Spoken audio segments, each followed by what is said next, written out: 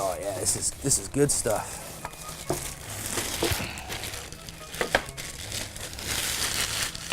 Gino, Wu-Tang, 101. Shit. I'm Nick Halkias. I am a sales dude for Nike SB. I've worked at many skate shops throughout my years, and this is my junk collection. My favorite boards, obviously I have a ton, but my favorite boards are the ones that I picked up pre-eBay, when it was really kind of hard to find stuff, and you talk to pros. You know, I went right to the source. I went right to the artists, the company owner, the riders. Majority of these came before, I'd say, the late 90s. I mean, some of these boards are just such a work of art from a screen printing perspective, man. How they pull it off is pretty incredible. This one here, I think this hung at South Bay Skates for a while, but that was from Ron Chapman's collection. Probably my favorite Gons graphic, man, his first board from Blind. So the Nodus and Gabriel, I know I got them as a package deal, which made sense to me. You kind of need the Jesus to negate the Satan board, but definitely my most expensive purchase. It's just that board, you know. These days, man, World and that camp was just pushing the envelope, and that was as far as they pushed it. When that board came out, that was like, what? You could do that? And you know, there's a pretty long history and story with that board. You could get Clobber's book and read all about it, but that's one of the most iconic boards I think of that time. But you gotta have the Gabriel to go with it, man. That tells the complete story. I'm from Clearwater. This board always made us chuckle. World Industries Colvanetics, and this board came out. We all grew up in Clearwater. This organization's based out of there, and I remember the skate shop being very nervous to even hang this board on the wall, and I always kind of kept it behind the counter.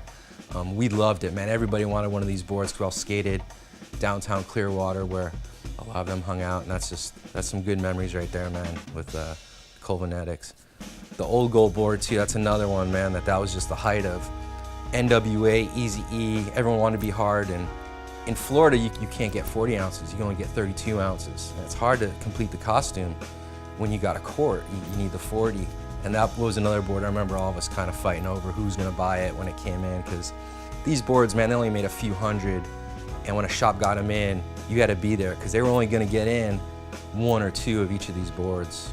Another great one, man, the Sheffy Plan B. I always liked boards that had a lot of the rider's personality in it, and the little clues to kind of what they were into, and it always tripped me out to see REM and the Smiths on a Sheffy board. We knew Sheffy, and he was a gnarlier dude, but also, you know, he was getting creative, and he was Sheffy, man. So, but it's rad to see, you know, you got Tyson, his nod to boxing, him and his girl, I think his kid is on there. You got, you know, PETA. That's sick. Yeah, so this monstrosity, it's completely ridiculous, but the guys from the skate park, Frosty over at the park, built this for me to kind of house my decks. Remember going to poster shops as a kid, and you'd go through and you kind of look through? That was kind of my thinking, where I wanted people to come in and be able to, like, you know, check it out. What's the Santa Cruz section got? What do you got?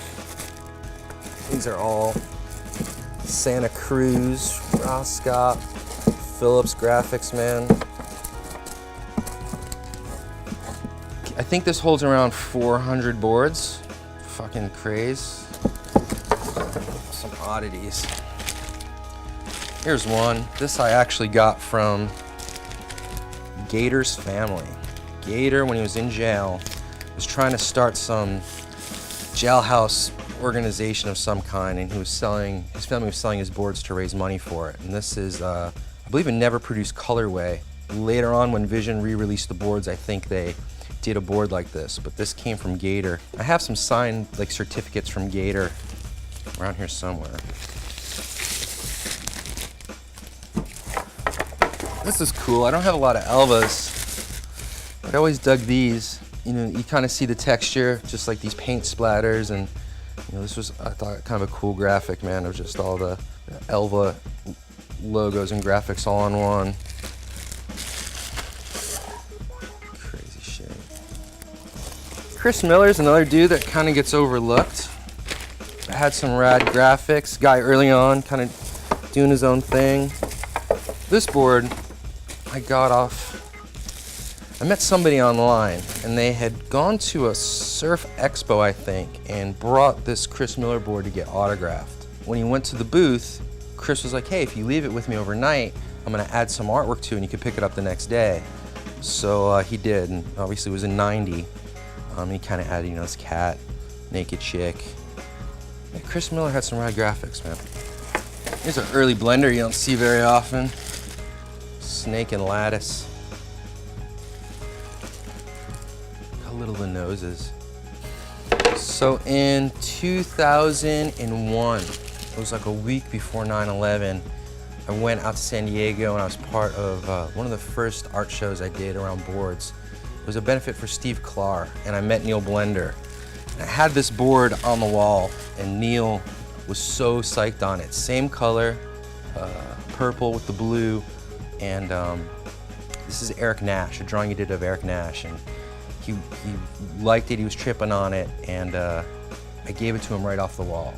And that started a correspondence with Neil that just really psyched on. About a year or two later, I actually saw the same board again on eBay. It wasn't the one I gave him, but same colorway, and I got it because I love the board. But seeing Neil so psyched on it, I was like, dude, I have to. I was with Montesi, and I was like, dude, fuck it, gotta give it to Neil, which was rad because he sent me the nicest packages afterwards. Am I a little clammy? Am I not looking in the camera enough?